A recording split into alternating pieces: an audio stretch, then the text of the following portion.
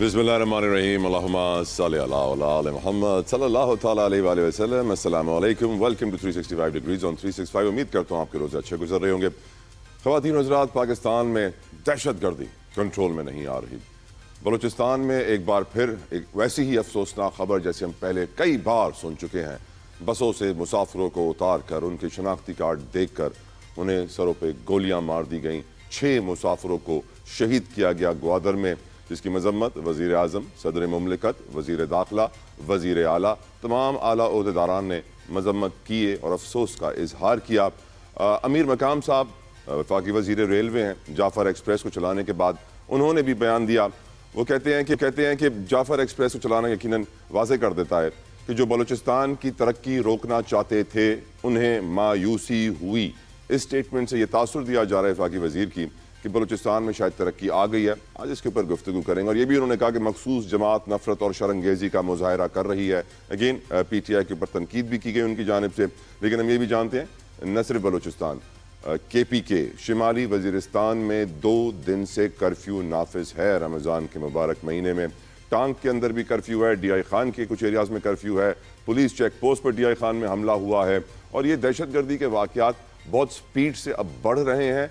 जिस रफ्तार से बढ़ रहे हैं वो इंतहाई परेशान कुन, हैरान कुन। और एक सवाल है हुक्मरानों से, सिक्योरिटी के इदारों से, उनकी परफॉर्मेंस के ऊपर, जो आज हम अपने एक्सपर्ट से पूछेंगे कि आखिर हमारे सिक्योरिटी इदारों की परफॉर्मेंस, हमारी हुकूमत की परफॉर्मेंस, अगर मोहसिन नकवी साहब होम मिनिस्टर भी हैं, चेयरमैन PCB भी हैं और दोनों जाने परफॉर्मेंस वाजे है, तो फिर क्या रोक रही है हुकूमत को बड़े फैसले करने से, बड़ी तब्दीली लाने से? क्योंकि अब वाजे हो चुका है कि लॉ एंड ऑर्डर सिचुएशन हुकूमत का आज सबसे बड़ा चैलेंज बन चुकी है। और दूसरा चैलेंज है कर्जे। वज़ीर आज़म पाकिस्तान, हम जानते हैं, digital prime minister digital youth hubs के इफ्तिताही तकरीब से खिताब करते हुए उन्होंने कहा कि पाकिस्तान को कर्ज़ों से हम निजात दिलाएंगे। और ये उन्होंने एक्सेप्ट कर लिया, क्योंकि मैं ये समझता हूँ कि जुमला पहली बार मैंने अपने वज़ीर आज़म के मुँह से सुना कि IMF के प्रोग्राम से कोई मुल्क तरक्की नहीं करता। ये बात एक बहुत बड़ी हकीकत है। सच कड़वा होता है। कुछ लोग समझते थे कि हमारी हुकूमत डिनाइल में है, लेकिन वज़ीर आज़म के इस जुमले के बाद वाज़े हो गया कि उनको हकीकत का बखूबी इल्म है और वो जानते हैं कि IMF के प्रोग्राम से हमारा मुल्क पाकिस्तान तरक्की करने वाला नहीं है। ये ज़रूर है कि इस्तेहकाम आ जाता है। ये भी उन्होंने कहा कि आखिरी हद तक कोशिश करेंगे कि पाकिस्तान को कर्ज़ों से निजात दिलाएं। इसके ऊपर भी आज प्रोग्राम में हम बात करेंगे। पेका act prevention of electronic crimes act, जिसके आते ही सहाफ़ियों ने बड़ा शोर मचाया था और अब उसके हवाले से कार्रवाइयाँ शुरू हो गई हैं। पकड़ धकड़ का सिलसिला जारी है। दर्जन से ज़ायद पाकिस्तान भर में मुकदमा दर्ज हो गए हैं। इनमें सिर्फ मीडिया वाले नहीं हैं, इनमें प्रोफेसर हैं। लम्स जैसी यूनिवर्सिटी के प्रोफेसर के ऊपर बात हो रही है। सोसाइटी के दूसरे लोग हैं जो कि इस वक्त निशाना बन रहे हैं इस कानून का। इस कानून के अंदर ख़ास ऐसे लूप होल्स छोड़े गए हैं बाय डिज़ाइन, जिसके तहत जो भी ऐसा शख्स जो ताकतवर लोगों के ख़िलाफ़ बात करेगा, कोई बयान देगा, कोई तस्वीर लगाएगा, कोई कंटेंट शेयर करेगा, उसे पकड़ा जाएगा, कार्रवाई होगी। इसी बहाने सहाफ़ियों की पकड़ धकड़ का सिलसिला भी जारी है। वहाँ पर भी हम देख रहे हैं काफ़ी तेज़ी आ गई है। फरहान मलिक हों, वहीद मुराद हों, दूसरे हों, बहुत सारी मुश्किलात इस वक्त मीडिया के ऊपर भी हैं। इसके ऊपर भी हम गुफ्तगू करेंगे। कराची के ट्रैफिक के ऊपर ही मैं बात करूँगा, स्पेशल सेगमेंट करेंगे उसके ऊपर, क्योंकि हमारे एक MQM के MPA साहब हैं, ताहा अहमद खान साहब, उन्होंने एक ख़त लिख दिया है चीफ जस्टिस को और वो अपील कर रहे हैं कि कराची की ट्रैफिक पर रहम खाया जाए। जनवरी से अब तक कराची की ट्रैफिक में 215 अफराद मर चुके हैं। पिछले साल 482 यानी तकरीबन 500 अफराद जाँ बहक हुए, 410 ज़ख्मी हुए। कल भी एक मियाँ बीवी को मार दिया गया। तो ये कराची की ट्रैफिक का मसला क्या है? मैं तो बड़ा परेशान होता हूँ। लाहौर की ट्रैफिक बेहतर कराची से, इस्लामाबाद की ट्रैफिक बेहतर कराची से, पेशावर तक की ट्रैफिक बेहतर कराची से। कराची वो शहर जिसे तिजारती दारुल खिलाफा, मेट्रोपोलिस कहा जाता है, जिसको जब हुकूमत आबादी गिनने में आती है तो 2.5 करोड़ से ऊपर नहीं जाती है। यहाँ के मकामी लोगों से आप पूछेंगे, बोलेंगे 3 करोड़ तो कब का हमने क्रॉस कर दिया। अगर आप प्रॉपर्ली गिनेंगे तो शायद 4 करोड़ के करीब होंगे। और इस 4 करोड़ के करीब शहर में ट्रैफिक पुलिस का हाल क्या है, ये आज आपके प्रोग्राम में मैं बताऊँगा। क्योंकि उस ट्रैफिक पुलिस को हम कैसे ब्लेम कर सकते हैं जिसके एक अहलकार के ऊपर कोई 500-600 गाड़ियाँ हों, तो वो कैसे कंट्रोल कर सकता है? वो एहलकार जिसकी तनख्वाह अगर आप लाहौर के ट्रैफिक वार्डन जितनी नहीं कर सकते हैं और फिर आप उससे एक्सपेक्ट करते हैं कि वो अपनी जान की बाजी खेल कर ट्रैफिक को कंट्रोल करेगा, नहीं करेगा। यहाँ पर सिविल सोसाइटी का भी किरदार है कि वो अपनी जिम्मेदारियों को भी समझें, अपनी सिविक सेंस को समझते हुए अपना रोल अदा करें। क्योंकि हमारे कराची शहर में سگنل توڑنے کو برا نہیں سمجھا جاتا, ون وے توڑنے کو برا نہیں سمجھا جاتا, کوئی سپیڈ لمٹ نہیں ہے, کوئی لین نہیں ہے, کوئی نظام نہیں ہے. آج اس کے اوپر ہم بات کریں گے. میرے ساتھ موجود ہیں کچھ معزز مہمان, تعارف کرواؤں. ضمیر حیدر صاحب میرے ساتھ موجود ہیں, سینئر اینالسٹ اینڈ جرنلسٹ. بہت بہت شکریہ ضمیر صاحب آپ کے وقت کے لیے سر, جزاک اللہ خیر. اظہر جاوید صاحب میرے ساتھ موجود ہیں, تجزیہ کار بھی ہیں, Lahore press club overseas Pakistani کے کنوینر بھی ان کو مقرر کیا گیا ہے. اظہر صاحب بہت بہت شکریہ آپ کے قیمتی وقت کے لیے. کچھ دیر بعد نصر اللہ ملک صاحب بھی مجھے جوائن کریں گے. ضمیر صاحب آپ سے شروع کرنا چاہوں گا. ملک میں یہ جو دہشت گردی کی لہر اس وقت آ گئی ہے, بلوچستان میں گزشتہ روز گوادر میں فائرنگ ہوئی, 6 شناختی کارڈ دیکھ کے شہید کر دیا گیا. میں کہوں گا مذمت کے بیانات ارباب اقتدار کی طرف سے بہت آئے, لیکن ہمارے وفاقی وزیر ریلوے کہتے ہیں کہ جو بلوچستان کی ترقی روکنا چاہتے تھے انہیں مایوسی ہوئی. یہ جعفر ایکسپریس کو چلاتے ہوئے ان کی سٹیٹمنٹ آئی ہے. آپ کی نظر میں جو لا اینڈ آرڈر کا مسئلہ ہے ضمیر صاحب, یہ ہم سال 2000 سے مشرف ایرا سے وار آن ٹیرر شروع ہونے کے بعد سے دیکھ رہے ہیں, سوسائڈ بومنگ, ڈرون اٹیکس, بہت کچھ کنٹرول نہیں ہو پا رہے. آپ کی نظر میں who is responsible sir؟ دیکھیں, ایک تو جو پالیسیز کی کنسسٹنسی نہ ہونا سب سے بڑی وجہ ہے. آپ نے کبھی یہ ڈیسائیڈ کیا کہ جی آپ نے ان سے بات کرنی ہے, دہشت گردوں سے ان کے ساتھ مذاکرات کرنے ہیں. آپ نے ایک جے یو آئی مولانا سمیع اللہ صاحب کو بھی انگیج کیا, ان کے ذریعے بھی بات کرنے کی کوشش کی گئی. پھر گورنمنٹ نے بھی اپنے لیول پہ بھی, اور خاص طور پر جب افغانستان سے امریکن فورسز کا پل آؤٹ ہوا تھا اور اس کے بعد ایک امید تھی کہ شاید اب افغانستان میں جو سیف ہیونز ہوں گے وہ ختم ہو جائیں گے, وہ ختم نہیں ہوئے. سب سے امپورٹنٹ وہی میں کہوں گا کہ جو پالیسی کی کنسسٹنسی نہیں تھی, کہ آپ یہ کبھی ڈیسائیڈ نہیں کر سکے تھے کہ آپ نے آل آؤٹ جب ان کے خلاف آپریشن شروع کیا ہے تو ان کو ختم کر کے ہی دم لیں گے, یا پھر آپ بیچ میں آپ ان سے دوبارہ نیگوسیشن شروع کر دیں گے. تو وہی ہم نے دیکھا کہ جو آپ نے کبھی ان سے بات کرنے کی کوشش کی, اور پھر جو بلوچستان کی صورتحال ہے وہ ذرا تھوڑی سی بہت مطلب تھوڑی نہیں بلکہ کافی مختلف ہے. جو اس طرف نارتھ کی طرف جو دہشت گردی ہے وہ زیادہ تر وہ تحریک طالبان پاکستان ہے, ٹی ٹی پی, جن کو آپ بڑی عرصے سے کوشش کر رہے ہیں کہ آپ ان کے ساتھ معاملات طے کر سکیں. اب جو بلوچستان ہے وہاں پہ وہ سیپریٹسٹ بھی بیٹھے ہوئے ہیں, وہاں پہ نیشنلسٹ بھی بیٹھے ہوئے ہیں پہاڑوں میں جا کے, اور پھر فورن فنڈنگ بھی ہے, اور لوگ بہت سی ایسی قوتیں چاہتی ہیں کہ بلوچستان میں امن نہ آئے, کیونکہ بلوچستان جو ہے وہ ایک آپ سمجھ لیں کہ پاکستان کے لیے ایک ایسی ہیرے کی کان ہے جو کہ کوئی بھی ملک جو دشمن ملک ہے وہ یہ نہیں چاہتا کہ پاکستان ان منرلز, ان مائنز کو ایکسپلور کر سکے جو کہ پاکستان کی معیشت کو ٹھیک کر دیں. تو وہ وہاں پہ کنٹینیوسلی وہاں سے بھی پریشر ہے. پھر ہم نے کچھ پالیسیز بلوچستان میں ایسی رکھی ہیں جس کی وجہ سے شاید بڑے بڑے سردار جو ہیں وہ کمفرٹیبل ہوتے گئے, لیکن بلوچستان کی عوام کو وہ سہولیات نہیں ملی. تو یہ ایک وجہ تو بلوچستان کی ہے کہ ایک تو میں نے آپ کو بتا دیا کہ گوادر لوگوں کو کھٹک رہا ہے, بہت سے ہمارے دوست ممالک بھی ہیں جن کو شاید وہ کھٹک رہا ہے. انڈیا تو ہے ہی ہے, بھارت تو ہے ہی ہے جو کہ چاہتا ہے کہ پاکستان کسی بھی طرح معیشت جو ہے پاکستان کی مضبوط نہ ہو. دوست ممالک بھی ہیں جو کہ چاہتے ہیں کہ شاید گوادر اگر بن گیا تو ان کو شاید ان کے اکنامک انٹرسٹ کمپرومائز ہو جائیں گے, تو وہاں سے بھی فنڈنگ ہے.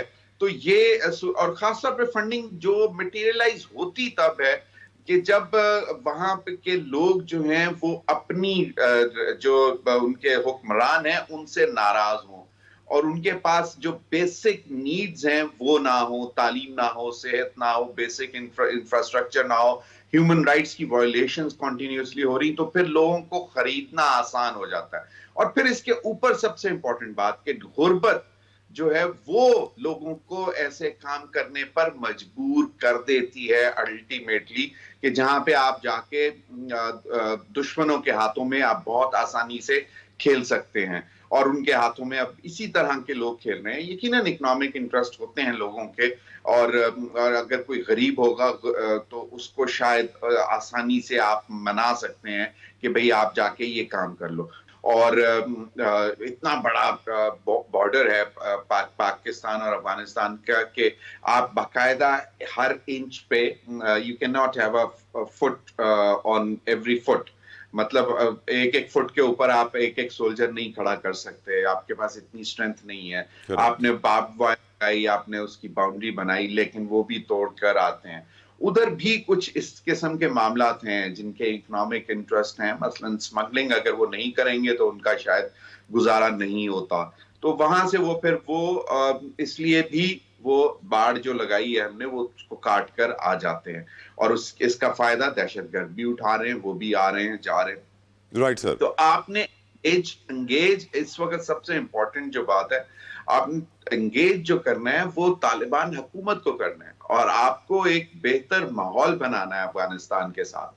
وہاں پہ کچھ ال فیلنگز ڈیولپ ہو چکی ہوئی ہیں افغان گورنمنٹ کے اندر، خاص طور پہ جو آپ نے فیصلے لیے، ٹھیک ہے آپ نے کہا کہ جی انلیگل امیگرینٹس جو بیٹھے ہوئے ہیں، افغانی بیٹھے ہوئے ہیں، ان کو ہم واپس بھیجیں گے، لیکن اس کا کوئی طریقہ کار جو ہے وضع نہیں کیا گیا۔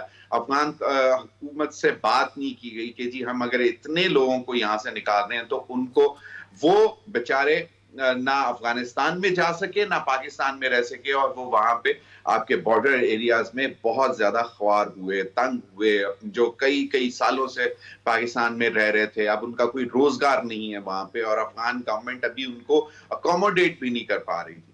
تو یہ چیزیں ہیں کہ آپ کو بیسکلی افغان گورنمنٹ کے ساتھ بیٹھ کر بات کرنے کی ضرورت ہے، ان کو بتانے کی ضرورت ہے، اور اگر آپ کے پاس کریڈیبل انفارمیشن آتی ہے سیف ہیونز کی، ٹیررسٹ کی، جو کہ بارڈر کے اس پار افغانستان کے اندر موجود ہیں، تو آپ ان کے ساتھ شیئر کریں، ایک کمبائنڈ آپریشن کریں۔ بالکل ٹھیک سر۔ اظہر جاوید صاحب، آپ ماشاءاللہ سے پی ایم ایل این کے بہت قریب ہیں، رپورٹنگ بھی کرتے ہیں ان کے اوپر، خاص بھی سمجھے جاتے ہیں ان کے۔ اب کیا وجہ ہے کہ مسلم لیگ نون کی حکومت نہ افغانستان کے ساتھ وہ انگیجمنٹ کر پائی جس کا ذکر اس وقت امیر حیدر صاحب کر رہے تھے، نہ کو ہمارے ہوم منسٹر صاحب افغانستان جاتے ہیں، نہ ہمارے فورن منسٹر افغانستان جاتے ہیں؟ افغانستان کا بارڈر ایران کے ساتھ، ترکمانستان، تاجکستان کے ساتھ لگتا ہے، وہاں افغانستان ایسی دہشت گردی نہیں کرتا جیسی پاکستان میں کرتا ہے۔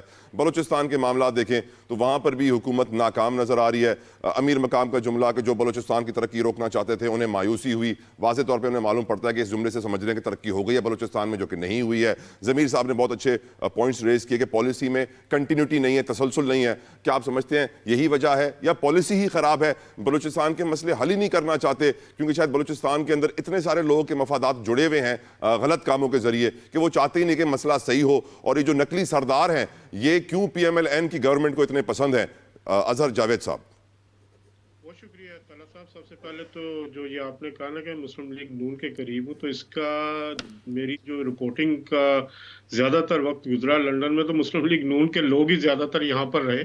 اس سے پہلے میں محترمہ بینظیر بھٹو شہید کی رپورٹنگ بھی کر چکا ہوں، عمران خان صاحب کی بھی کر چکا ہوں، جماعت اسلامی کے لوگ بھی آتے ہیں، تو ہر وہ شخص جو یہاں پہ آتا ہے تو اس کی رپورٹنگ کرنے کا مجھے یہاں پہ موقع ملتا ہے، تو اس لیے یہ تاثر دینا کہ جی میں ان کے زیادہ قریب ہوں، تو میرے خیال میں یہ تھوڑی سی ناانصافی ہوگی۔ Thank you very much. اچھا، دوسری بات جو آپ نے بلوچستان کی کی نا، بلوچستان ایک ایسی جگہ ہے جہاں پر عالمی طاقتیں ہیں وہ اپنا کھیل کھیل رہی ہیں۔ اگر آپ کلبھوشن یادو کو دیکھیں، میرے خیال 8 سال تو ہو گئے اس کو گرفتار ہوئے، تقریباً 8-9 سال۔ اس وقت بھی بھارت کا کردار ہمیں نظر آیا اور بڑا کھل کے نظر آیا۔ اس کے بعد بھی آپ پورا انڈین میڈیا اٹھا کے دیکھیں۔ اظہر صاحب، ہماری کمزوری کا ہمارا دشمن فائدہ تو اٹھائے گا نا سر؟ ہماری اپنی کمزوری ہم دور کیوں نہیں کر رہے؟ اپنی اندر کی خامیاں دور کیوں نہیں کر رہے سر؟ تھوڑا سا روٹ کاز پہ آنے دینا۔ آپ نے میرے دوست ضمیر حیدر کو 10 منٹ سنا ہے، آپ کو بھی سنوں گا سر، بالکل آپ کو بھی سنوں گا۔ 2 منٹ مجھے بھی دے دیں ذرا۔ اس کی میں آپ کے ساتھ بات یہی تمہیدی باندھنے جا رہا ہوں. سر بات یہ ہے کہ اس عالمی تناظر میں اگر ہم دیکھیں اب تو بہت ساری فائلز جو ہیں CIA کی وہ ڈی کلاسیفائی بھی ہوئی ہیں. اس میں بھی واضح ہوا کہ کہاں کہاں امریکہ اپنا کھیل کیسے کیسے کھیلتا رہا اور کہاں کہاں انہوں نے اپنے سیف ہاؤسز بنا رکھے تھے. اس وقت بلوچستان کا مسئلہ جو ہے وہ دو جگہوں پہ اس کی آپ کہہ سکتے ہیں دو رخی ہے. ایک تو انٹرنل ہے, جو سرداروں کی بات ہے, آپ کو سرداروں سے بات نہیں کرنی, آپ کو ان کے عام لوگوں سے بات کرنی ہے. عام آدمی کو آپ نے فیسیلیٹیٹ کرنا ہے, عام آدمی کو وہاں پہ پانی دینا ہے, آپ عام آدمی کو وہاں پہ علاج کی سہولت دینی ہے, عام آدمی کو وہاں پہ تعلیم کی سہولت بجلی دینی ہے. گیس یہ جو ہم نے سرداروں کو گزشتہ 70 سال سے بٹھا کے سامنے رکھا ہوا, اور کبھی ایک سردار آ جاتا ہے کبھی دوسرا آ جاتا ہے. ان سرداروں کی خود عیاشیاں آپ دیکھیں, بڑے بڑے محل ہیں, چاہے وہ بلوچستان کے اندر ہو یا اسلام آباد میں ہو یا لاہور میں ہو یا کراچی میں ہو. تو یہ سردار جو ہیں یہ بلوچستان کے مسئلے کی اصل روٹ کاز ہے. ہمیں ان سرداروں کو پیچھے ہٹا کے عام آدمی سے بات کرنی ہوگی. بات یہ ہے کہ بلوچستان میں کوئی کسی کو جواب دینی ہے, کوئی بھی حکمران ابھی آیا. لاہور میں کوئی مسئلہ ہوتا ہے, لاہور کے کسی علاقے میں مسئلہ ہوتا ہے, لوگ اپنے MNA کو MP کو مرد الزام ٹھہراتے ہیں اور اس تک رسائی حاصل کرتے ہیں. آپ کے کراچی میں مسئلہ ہوتا ہے, ابھی بھی آپ کے ٹریفک کا مسئلہ ہے, تو آپ نے اپنی پوری حکومت کو وہ جو ہے پورے میڈیا نے اور عام لوگوں نے ان کو جواب ان سے مانگ رہے ہیں. لیکن بلوچستان میں ابھی کبھی آپ نے سنا کہ عام آدمی کے حوالے سے ہم نے بات کی ہو جی کہ اس کو تعلیم کی سہولت نہیں ملی تو وہ اپنے حکمرانوں سے بات کر رہا ہے. ہمیں عام آدمی کو فیسیلیٹیٹ کر کے اس کو سہولیات دے کے ان سارے معاملے سے جو بھی ملیٹنٹ بیک لوگ کرتے ہیں ملیٹنٹس کو, ان کو واپس قومی دھارے میں لانا ہوگا. لیکن یہ ایک بہت بڑی تعداد نہیں ہے. یہ تاثر دینا کہ جی پورے کا پورا بلوچستان ہی اس وقت جو ہے وہ ملیٹنٹس کے ساتھ کھڑا ہے, تو وہ بھی ایک صحیح تاثر نہیں ہوگا. آپ دیکھیں کہ پچھلے چند عرصے سے جو ابھی نئی دہشت گردی کی لہر اٹھی ہے, اس میں اس کے بعد سے بھارتی میڈیا کا کیا کردار ہے, اس میں بھارتی حکومت کا کیا کردار ہے, اس کو ہوا دی جا رہی ہے, آگ دی جا رہی ہے. مارنگ بلوچ جیسی خواتین جو کہ ایک طرف سرکاری خرچے پہ جن کو ڈاکٹر بنایا گیا, جن کو نوبل پیس پرائز کے لیے نامزد کیا گیا. سن تو لینا بھائی, نوبل پیس پرائز جو ہے وہ بھی آگے آتے ہیں. میں یہ کہہ رہا ہوں کہ ان کو جو فیسیلیٹیٹ کیا گیا, کیا وہ خود اپنی جیب سے پڑھی ہیں؟ جو ڈاکومنٹس ابھی آئے ہیں سامنے, ان کی فیس جو ہے وہ بھی جو ایک رعایتی فیس, اور اس کے بعد حکومت کی طرف سے ان کو وظیفہ بھی ملتا رہا. ابھی ایک جو آکسفورڈ یونین کے پریزیڈنٹ رہے ہیں کاکڑ, سالار کاکڑ میرے خیال ان کا نام تھا, وہ بھی حکومت بلوچستان کے وظیفے پہ ان کو تعلیم ملی. اس طرح کے نوجوان جو ہیں جن کو تعلیم کے لیے سہولتیں دی جانی چاہیے. لیکن افسوسناک صورتحال یہ ہوتی ہے کہ ہم لوگ یا جو لوگ اس وقت ہم سیٹلڈ ایریاز میں ہیں, جہاں لاہور میں ہے, بلوچستان کراچی میں ہے, اسلام آباد میں ہے, ان کو تصویر کا رخ دکھایا جانا چاہیے. ان لوگوں کو وہاں ان کی انٹریکشن بڑھانی چاہیے. ان کو ہم نے کاٹ دیا ہوا ہے بلوچستان کو. اس وقت کتنے لوگ ہیں پاکستانی مین اسٹریم میڈیا کے جو بلوچستان گئے ہوں پچھلے چند سالوں کے اندر, وہاں پہ بات کی ہو, لوگوں سے ملے ہوں, یا وہاں کے لوگ. میری بڑی خواہش ہے سر, بڑی مشکلات بھی ہیں سر. بالکل مشکلات ہیں, میں یہ تو کہہ رہا ہوں ان مشکلات کو دور کرنا چاہیے. اب ہم نے جو اس کو ایک دور دراز علاقے کا ہم نے دے کے نام لوگ اس کو کٹ آف کیا گیا, اس کو پہلے مین سٹریم دھارے میں تو لے کے آئیے. ان سرداروں کو بھی جواب دہ ٹھہرائیے جن کے خود تو وہ پنجابیوں میں اپنی بچیوں کی شادیاں کرتے ہیں, لیکن دوسری طرف وہ انہی پنجابی ان کے علاقوں میں بلوچستان میں وہاں پہ پنجابیوں کو چن چن کے مارا جاتا ہے, ان کے شناختی کارڈ دیکھ کے مارا جاتا ہے. کیا جعفر ایکسپریس پہ حملہ جو ہے وہ BLA نے نہیں کیا؟ کیا وہ دہشت گرد انہوں نے تنظیم اس نے ذمہ داری نہیں لی؟ BLA ایک ایسی تنظیم ہے جو عالمی سطح پر جسے دہشت گرد قرار دیا گیا ہے. اور لیکن افسوسناک صورتحال کیا دیکھتے ہیں ہم افسوسناک صورتحال دیکھتے ہیں کہ جو بھی ایسی چیز ہوتی ہے, جو بھی ایسا قومی سانحہ ہوتا ہے, ہمارے جو سیاسی لوگ ہیں وہ اس کا فائدہ اٹھانے کی بات کرتے ہیں. میں صرف ایک تنظیم کی بات نہیں کروں گا, میں اکراس دی بورڈ بات کروں گا کہ اگر کسی بھی اگر سپوز KPK میں کوئی صورتحال خراب ہوتی ہے تو مسلم لیگ نون کے لوگ جو ہیں اس کا فائدہ اٹھا کے KPK जो है वो हतफ़ तनकीद का निशाना बनाते हैं।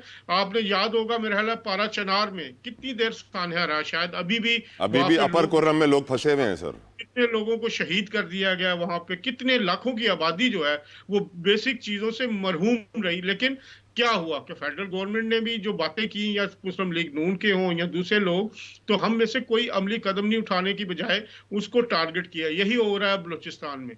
यहाँ वक्त हुआ एक ब्रेक का, हमारे साथ रहिएगा।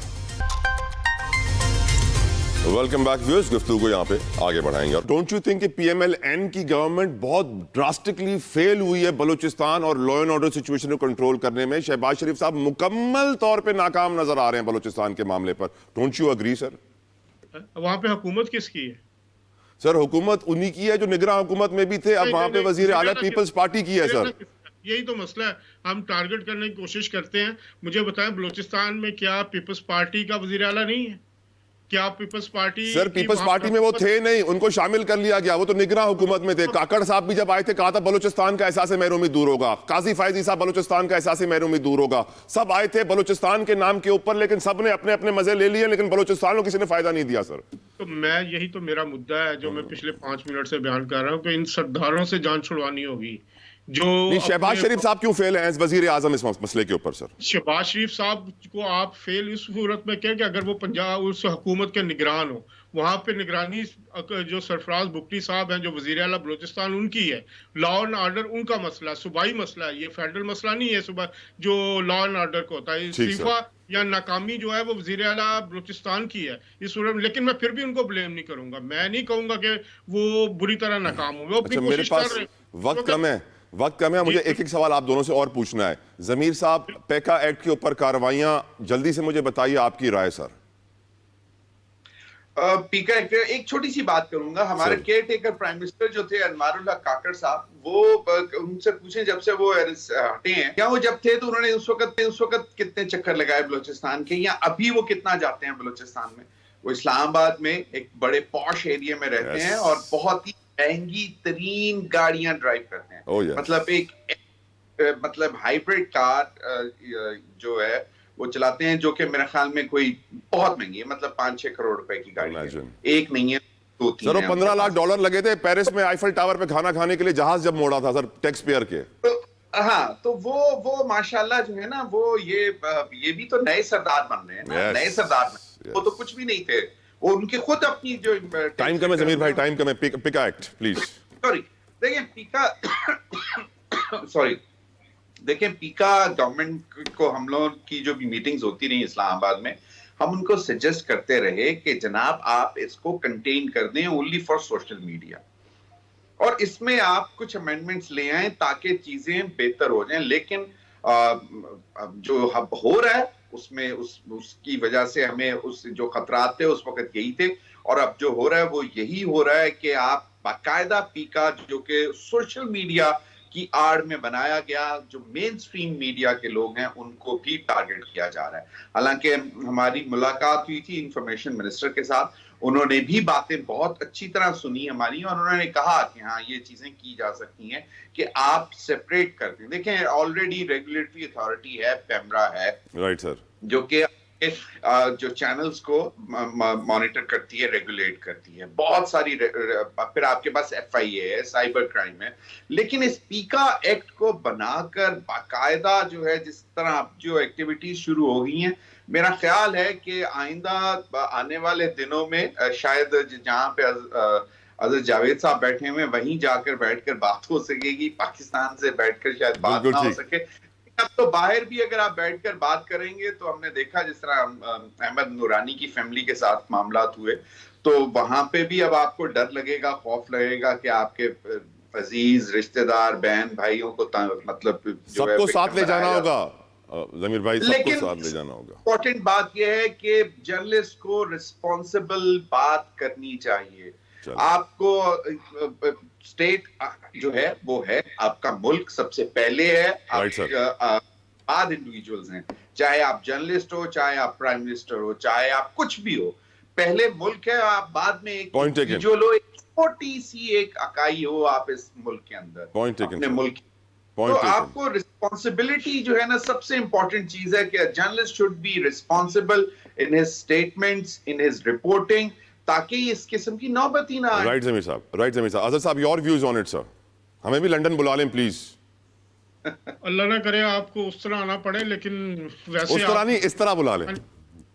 Most welcome any time. دیکھیں جو اس وقت پیکا ایکٹ ہے نا، یہ ایک متنازع قانون ہے. اس کی کیونکہ تمام صحافتی تنظیموں نے بھی اس کی مخالفت کی ہے. میرا خیال ہے حکومت کو مل کے بیٹھنا چاہیے ان کے ساتھ، ان صحافتی تنظیموں کے ساتھ، ایڈیٹرز کے ساتھ، ان سے بیٹھ کے اس پہ جو بہتری کی جا سکتی ہے اس پہ مشورہ لیا جانا چاہیے. اور اس طرح کا جو معاملہ ہے وہ میرا خیال ہے باہمی رضامندی سے، باہمی تجاویز کے ساتھ اس کو حل ہونا چاہیے. یہ سب سے پہلے میری ٹیک ہے.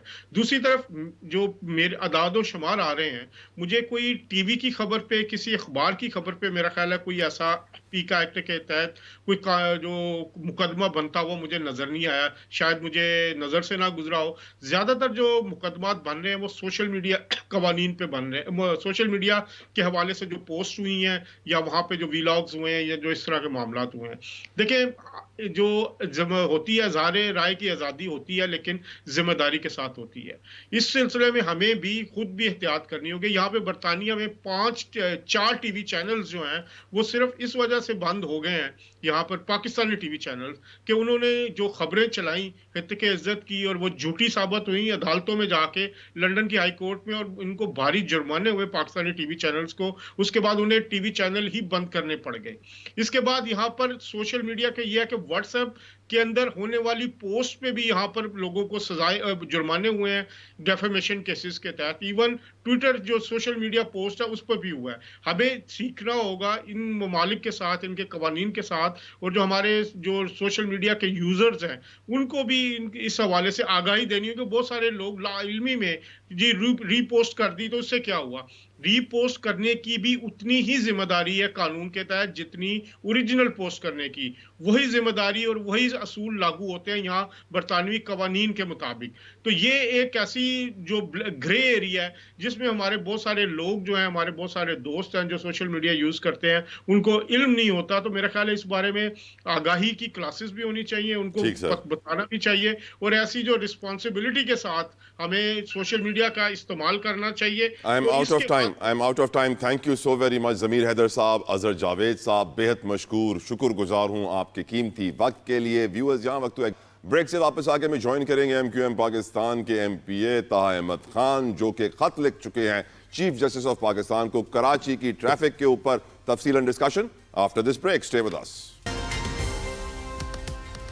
کراچی دنیا کے ان چند میٹروپولس میں سے ہے جس کی آبادی کم ہو رہی ہے، بڑھ نہیں رہی ہے حکومتی اعداد و شمار اور مردم شماری کے مطابق. یہاں کے لوگ تو سمجھتے ہیں کہ اس شہر کی آبادی 3.5 کروڑ کے قریب ہے، جبکہ حکومت سمجھتی ہے کہ 2.5 کروڑ سے اوپر نہیں گئی، اور جب بھی گنتی ہے تو کم ہوتی جاتی ہے. ٹریفک کا مسئلہ بھی کچھ ایسا ہی ہے. گاڑیاں مسلسل بڑھ رہی ہیں، سڑکیں اتنی ہیں، کوئی لین فالو نہیں کرتا، کوئی سپیڈ لیمٹ نہیں ہے، سگنل توڑنا کوئی مسئلہ نہیں ہے، ون وے توڑنا کوئی مسئلہ نہیں ہے، ٹریفک پولیس کو رشوت دینا کوئی مسئلہ نہیں ہے، نظام کو خریدنا کوئی مسئلہ نہیں ہے. لیکن لگ یہ رہا ہے کہ اب جب کراچی میں صرف اس سال جنوری سے اب تک 215 لوگ مر چکے ہیں، پچھلے سال 500 کے قریب لوگ مر چکے ہیں، پرواہ کسی کو نہیں ہے، یہ انسانی زندگیوں کا احساس کسی کو نہیں ہے. ہم سب شاید چونٹیاں ہیں، کیڑے مکوڑے ہیں، اسی طرح مرتے رہیں گے.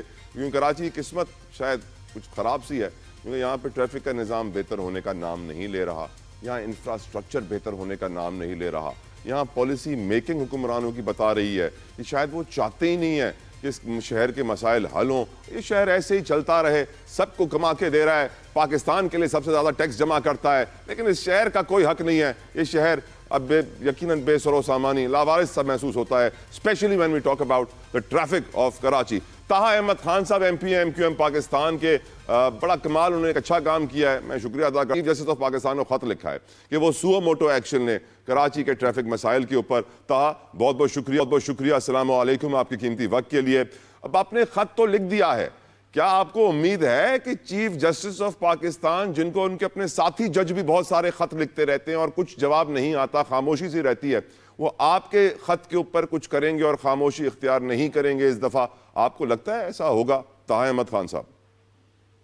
وعلیکم السلام. طلعت صاحب بہت شکریہ کہ آپ نے ہمارا موقف جاننے کے لیے ہمیں اپنے پروگرام میں مدعو کیا.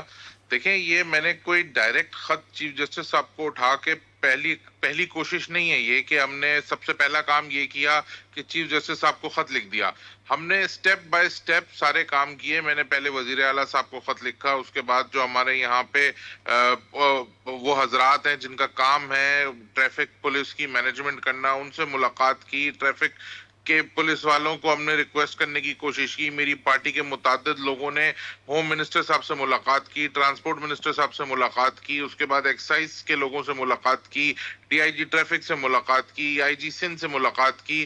جب ہم نے پھر اس کے بعد وزیر اعلیٰ صاحب کو میں نے خط لکھا, اس کے بعد جب ہمیں یہ لگا کہ یہاں سے تو کوئی چیز نہیں ہونی تھی, گورنر کامران ٹیسوری صاحب نے چیف جسٹس آف سندھ کو 2 خط لکھے. اس کے باوجود جب ہمیں لگا کہ کوئی اس مسئلے کا حل نہیں نکل رہا اور روزانہ کی بنیاد پہ جس طریقے سے یہ ڈمپر, یہ ہیوی ٹریفک جو ہے وہ اس شہر کی ماؤں کی گودیں اجاڑ رہا ہے, تو پھر ایک لا میکر کی حیثیت سے, ایک شہری کی حیثیت سے میں نے چیف جسٹس آف پاکستان کو خط لکھا اور ان سے انصاف طلب کیا, اور مجھے امید ہے کہ وہ اس پہ ضرور ایکشن لیں گے. یہ شہر سب کا شہر ہے, اس پاکستان کو چلانے والا, پاکستان کو پالنے والا شہر ہے.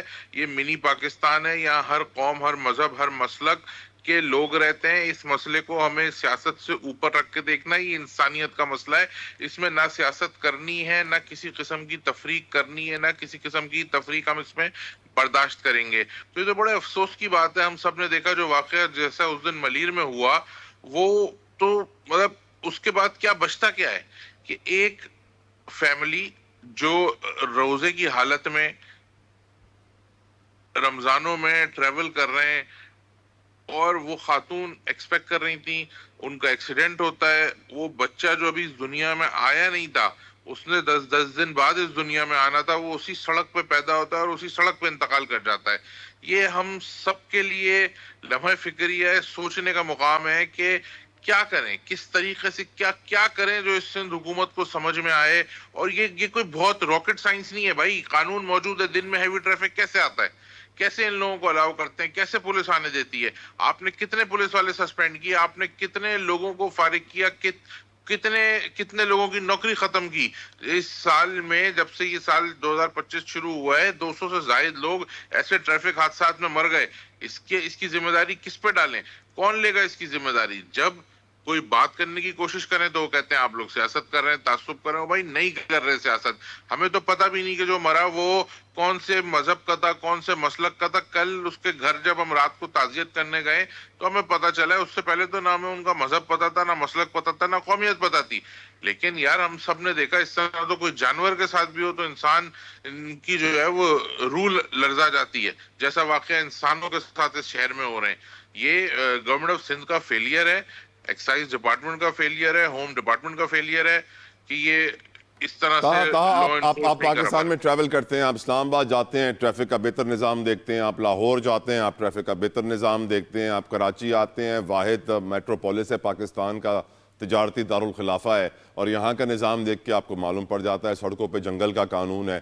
کیا وجہ ہے کہ کراچی میں لاہور جیسا ٹریفک وارڈن سسٹم نہیں آ سکتا؟ کیا وجہ ہے کراچی کی ٹریفک پولیس کو وہ تنخواہیں نہیں مل سکتی جو لاہور کے وارڈنز کو مل رہی ہیں؟ کیا وجہ ہے کہ ہم سیریس نہیں ہیں؟ ہمارے ہاں نہ لین کو سسٹم ہے, نہ سگنل کا کوئی فالو کرتا ہے, نہ کوئی ون وے توڑنے سے ڈرتا ہے, نہ کوئی ٹریفک پولیس کو 100 روپے رشوت دے کے خریدنے کی کوشش جو ہوتی ہے وہ بھی ہمارے ہاں عام ہے. انفیکٹ پہلے تو میڈیا تاہا رپورٹ کرتا تھا کہ یہ دیکھیے ٹریفک پولیس کس طرح کھلم کھلا رشوت لیتی ہے اور قانون توڑنے کی اجازت دیتی ہے. آج تو کوئی رپورٹ بھی نہیں کرتا, ایک نارم بن گیا ہے, ہم سب یوز ٹو ہو گئے کہ کراچی ہے نا, توڑو سگنل, کوئی مسئلہ نہیں, روکو تو 100 روپے کا نوٹ دے دینا.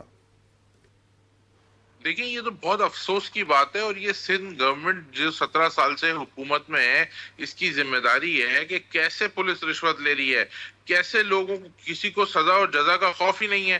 لوگوں کو پتہ ہی نہیں ہے, پولیس والوں کو پتہ ہے رشوت لیں گے کیا ہوگا, چھوٹ جائیں گے, کوئی ایسا مسئلہ نہیں. رشوت دینے والے کو بھی پتہ ہے کچھ نہیں ہوگا, رشوت لینے والے کو بھی پتہ ہے. جب تک قانون حرکت میں نہیں آئے گا, لوگوں کو سزا اور جزا کا ڈر نہیں ہوگا, کیسے کوئی قانون کو مانے گا؟ آپ دیکھیں, آپ سب چھوڑیں, ہم تمام پاکستانی جو ہیں وہ ٹریول کرتے ہیں, 1.5 گھنٹے کی فلائٹ لے کے دبئی جاتے ہیں. کسی مذہب کا ہو, کسی مسلک کا ہو, کسی قوم کا ہو, وہ آدمی کیسے قانون کو فالو کرتا ہے, کیونکہ انہیں پتا ہے قانون کی رٹ ہے, یہاں کوئی سنے گا نہیں, یہاں کسی کی کال نہیں چلے گی, یہاں سختی ہوگی, یہاں قانون نافذ ہو رہا ہے, یہاں پہ حکومت نام کی چیز ہے. ہمارے پاس تو حکومت نام کی کوئی چیز نظر ہی نہیں آتی. کبھی ہر تھوڑے دن میں ایک نیا مافیا نکل کے سامنے آتا ہے, کبھی ڈمپر مافیا, کبھی ٹرک مافیا, کبھی ٹینکر مافیا, کبھی کوئی اور مافیا, کبھی کوئی اور مافیا. تو ایسا لگ رہا ہے کہ مافیاز سے بلیک میل ہی ہوتے رہیں گے ہم لوگ.